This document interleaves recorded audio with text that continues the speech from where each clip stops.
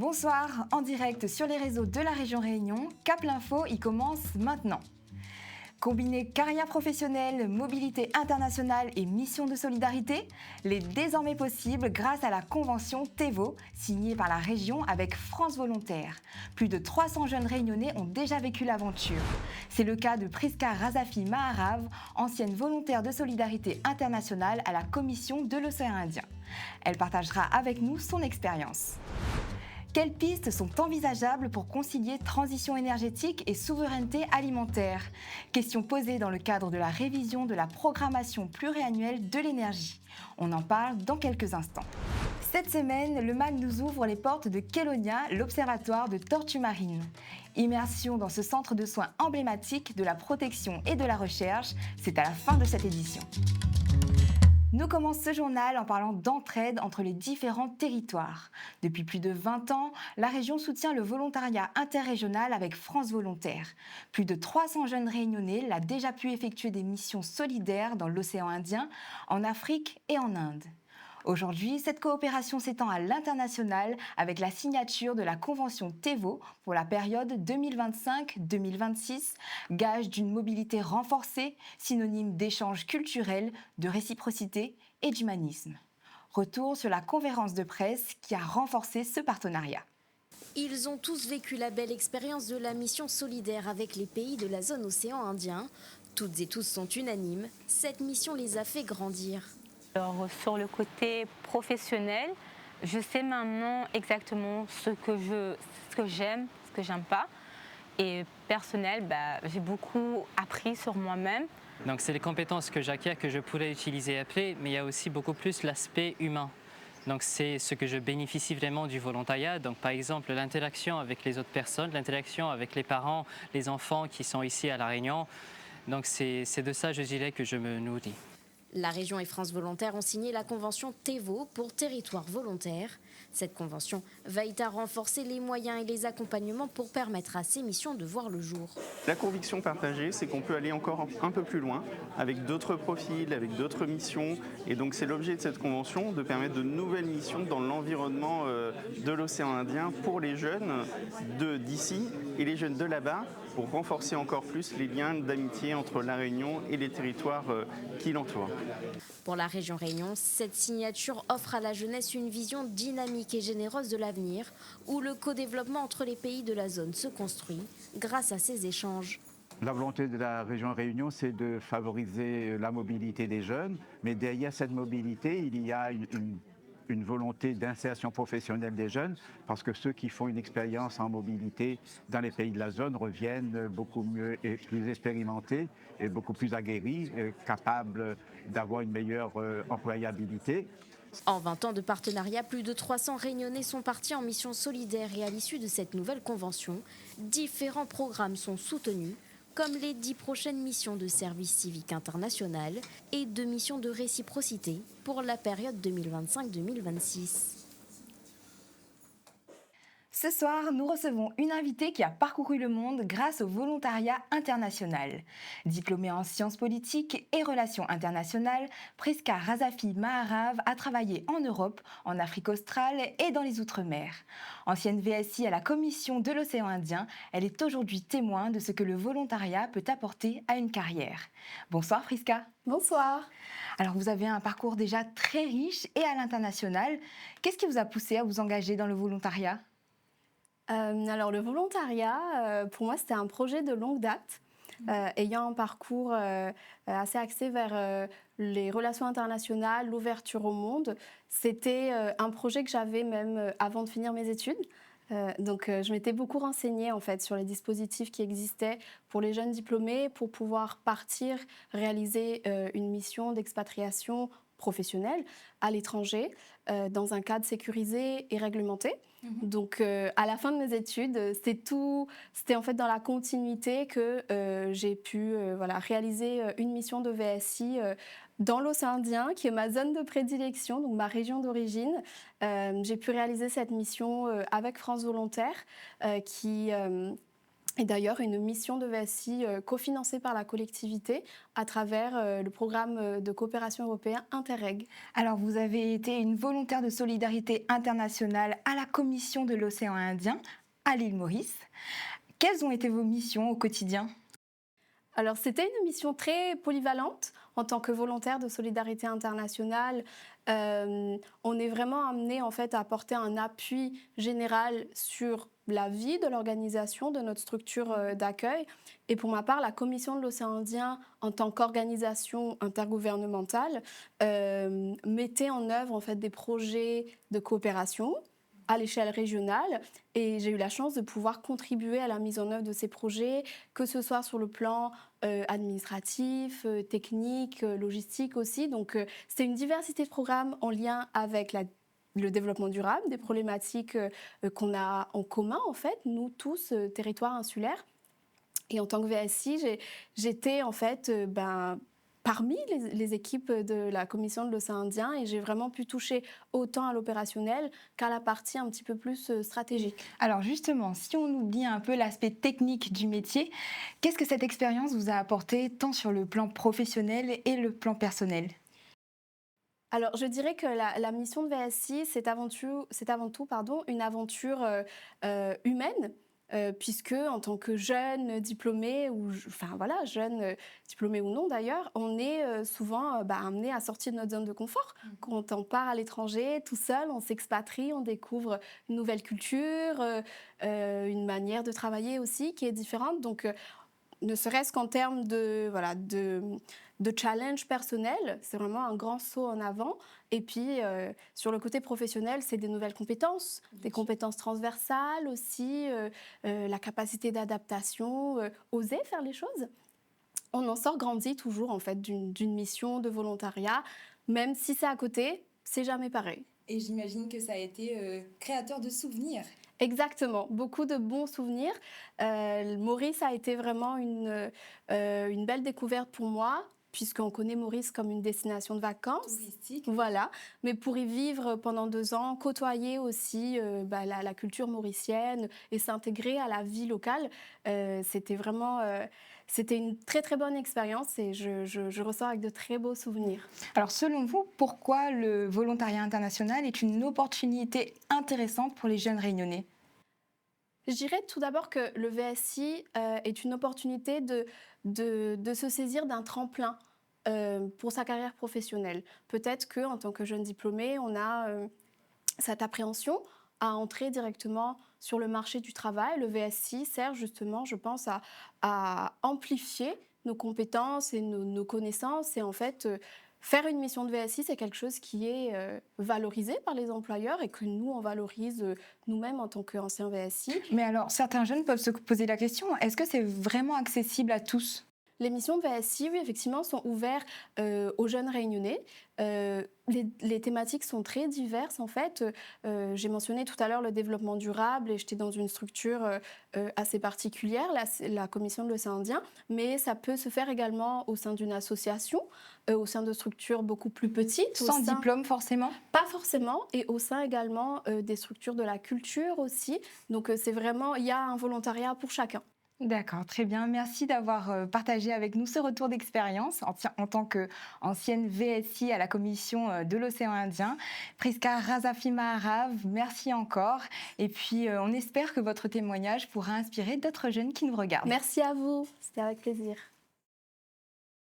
Restons sur un sujet international tout aussi empreint de solidarité. À l'occasion de la reconnaissance officielle par la France de l'État de Palestine aux Nations Unies, la région a hissé le drapeau palestinien pour la paix, un geste symbolique porteur d'espoir. Écoutons l'hommage de la présidente Huguette Bello au micro de Cap l'Info à l'hôtel de région. Aujourd'hui, à l'hôtel de région, nous accomplissons un geste fort et profondément symbolique. Nous hissons le drapeau palestinien au sommet de cette institution. Ce geste, nous le faisons au nom de la justice, au nom de la solidarité, au nom de la paix. Eh bien, la France reconnaît enfin le peuple palestinien, qui depuis 1967, eh bien, la Palestine est occupée. Il faut mettre fin à la guerre d'occupation. Il faut mettre fin au meurtre, au génocide qui se déroule sous nos yeux à Gaza. Dans un registre différent, nous intéressons à la transition énergétique sur notre île. Dans quelle mesure il est possible d'envisager l'utilisation du photovoltaïque en milieu agricole sans que les producteurs y sentent azote lésés? Plus écologique certes, mais est-ce viable? Question posée dans le cadre de la révision de la programmation pluriannuelle de l'énergie lors d'un premier atelier de travail aux côtés des équipes régionales. Réaction et explication dans ce reportage. À la croisée de deux mondes, l'agriculture et l'énergie. Ici, un premier atelier introductif consacré au photovoltaïque en milieu agricole. L'objectif, réfléchir ensemble aux conditions pour concilier production agricole et production énergétique dans le cadre de la révision de la programmation pluriannuelle de l'énergie. Il faut utiliser les Solaris pour avoir des structures anticycloniques avec des panneaux révolutionnaires, un nouvel type de panneaux semi-transparents pour permettre à l'agriculteur de planter dessous. L'agriculteur fait son cœur de métier, agriculteur, et l'énergie en même temps. Annoncée en 2024 par la région et l'État, cette révision de la PPE fixe la trajectoire énergétique de l'île pour les prochaines années, une étape clé pour atteindre l'autonomie énergétique et renforcer la place des énergies renouvelables, tout en garantissant la souveraineté alimentaire des Réunionnais. Et pour moi, c'est une bonne chose de sécuriser notre plantation quand il y a des cyclones, parce que quand le cyclone arrive là, elle est vraiment solide, et la structure est mise en place. Mais ce qui fait peur, c'est qu'il laisse pas assez de lumière passer. Et ne produit plus, et c'est des bonnes terres agricoles. Et moi, je me dis aussi peut-être qu'il faut que ces peut-être projets, ça cherche bien le terrain, les pas trop productifs, n'a pas encore été mécanisé. Moi, en tant qu'agriculteur élu à la région, mais ça m'a suivi ça de très près. Avec ce premier atelier thématique, la Réunion poursuit sa concertation régionale de l'énergie, une démarche collective pour bâtir un avenir plus autonome, plus solidaire et plus respectueux de l'environnement, en mettant les agriculteurs et la jeunesse au cœur de la transition énergétique. Autre initiative de la région, l'organisation de la première édition du Café IA au domaine du MOCA.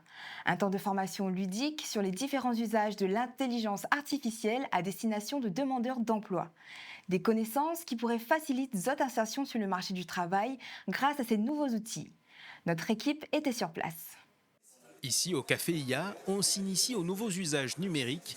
Une trentaine de demandeurs d'emploi a participé à ce tout premier atelier, organisé par la région en partenariat avec France Travail.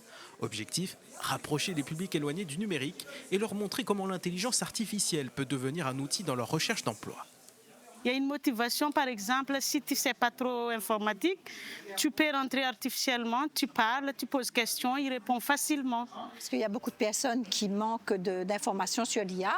Donc je trouve que pour cette première édition, pour la région, c'est parfait. Réunis autour d'un jeu de cartes, la boîte noire de l'IA, les participants ont découvert les principes de cette technologie et ses applications concrètes.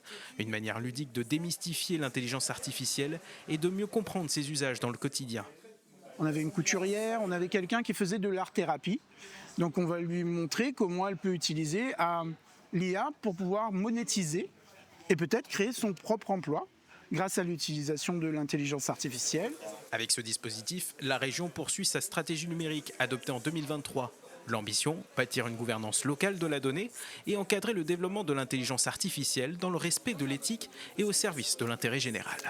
C'est un axe de la mandature, vraiment l'inclusion numérique aussi, de pouvoir proposer ce café IA à des gens qui sont éloignés de l'IA, mais aussi de sensibiliser sur ces enjeux, parce que clairement l'IA ne va pas forcément détruire le travail, mais va le transformer. Donc c'est important pour les demandeurs d'emploi d'avoir en tête les évolutions à venir et de pouvoir aussi mieux se former pour mieux répondre aux besoins du marché. La création du premier comité régional de la donnée et de l'IA s'inscrit dans cette dynamique, une étape clé pour faire de la Réunion un territoire pilote en matière d'innovation numérique. Capsus Saint-Leu-Astéa nous emmène à Zot à Kélonia, au plus près des tortues et de ses équipes. Entre sensibilisation du public, programmes scientifiques et actions de préservation des espèces, ce lieu unique suscite l'émerveillement de tous. Géré par la région Réunion, ce centre est désormais un pilier dans la sauvegarde de la biodiversité marine. C'est le MAG de la semaine.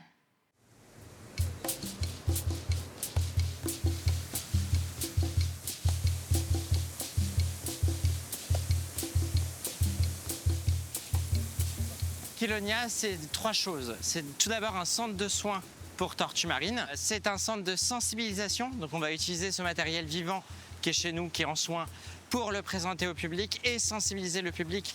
Et on a également un centre de recherche donc qui va utiliser ces tortues chez nous pour les étudier, pour mieux les connaître, pour mieux les comprendre, de manière à mieux les protéger et à orienter les grandes politiques de protection de l'écosystème, notamment de l'écosystème côtier. Donc ici, là, c'est le premier contact entre les visiteurs et les tortues. Et on peut voir plusieurs tortues évoluer, notamment 2 tortues vertes que l'on voit là-bas.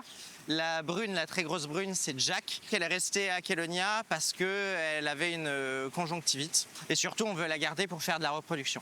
Alors pourquoi? Eh ben parce que à La Réunion, il n'y a que 2 femelles nidifiantes actuellement sur l'ensemble du littoral réunionnais. Donc c'est vraiment pas assez pour créer une population reproductrice.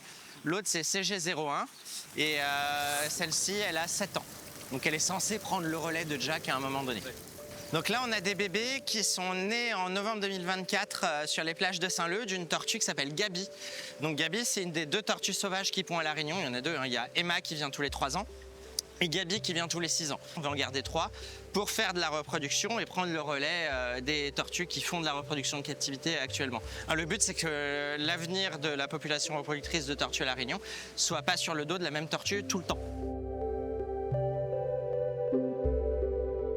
Donc ici, c'est le grand bassin de Kélonia, le bassin d'acclimatation. C'est un bassin où les tortues qui vont être relâchées se réhabituent aux conditions de mer. Donc on a des conditions semi-naturelles reconstituées avec des poissons, des coraux, des algues, tout ce qu'elles vont trouver dans la mer.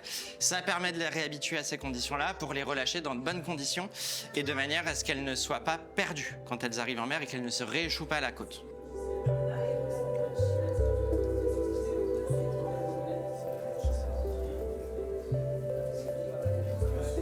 Donc ici, nous sommes sur la plateforme de soins principale de Kélonia, donc c'est les soins intensifs, où les tortues qui arrivent à Kélonia vont être mis dans des bassins individuels qui sont désinfectés avec de l'eau filtrée qui ne passe qu'une seule fois dans le bassin pour éviter la propagation de maladies. Donc c'est des bassins de quarantaine en fait et des bassins de soins. Elles peuvent y passer quelques semaines à quelques mois dans ces bassins-là jusqu'à ce qu'elles soient guéries et qu'elles puissent aller en bassin de convalescence où elles vont réapprendre en fait à nager.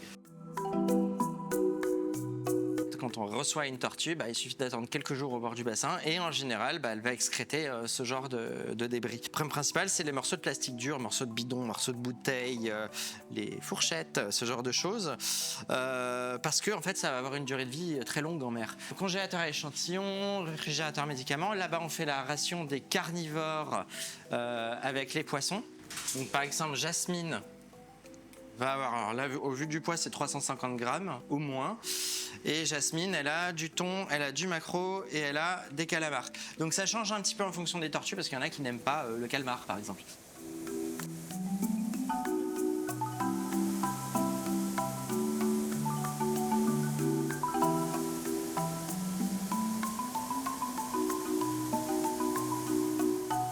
L'histoire de Kélonia commence en 1940 avec la réhabilitation d'un four à chaud qui s'appelle le four à chaud Mutel. Et donc ce four à chaud va fonctionner jusqu'en 1969, date à laquelle on n'a plus le droit de prélever du corail dans les lagons réunionnais.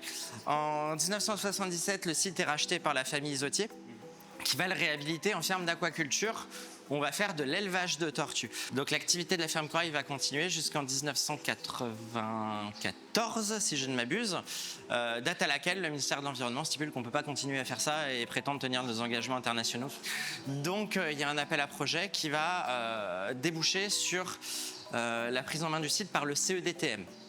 Le Centre d'études des découvertes des tortues marines, qui va faire du soin, de la recherche et de la sensi, mais dans les installations préexistantes de la ferme corail qui ne sont pas du tout adaptées pour ça. Ce qui fait qu'en 2004, le site ferme, il y a 2 ans de travaux, ça rouvre en 2006 en tant que Kélonia. Donc Kélonia existe depuis 2006. Et en 2013, c'est la réunion des musées régionaux qui va reprendre cette délégation-là.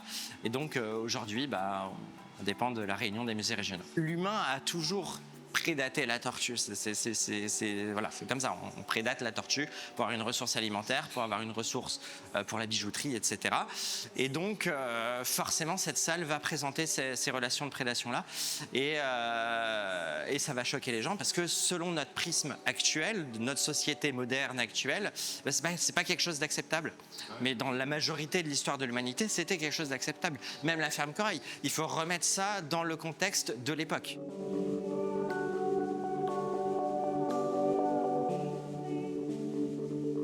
Kélonia en une phrase pour les tortues marines et pour qu'on puisse continuer à observer des tortues marines.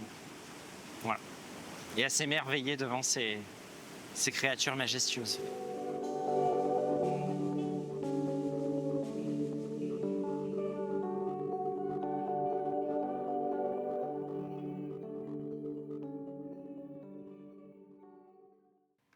Voilà pour le MAC de la semaine. Et si tu veux être au fait de tout ça qui se passe à Kélonia, comme par exemple la prochaine journée de sensibilisation, allez consulter le site internet des musées régionaux.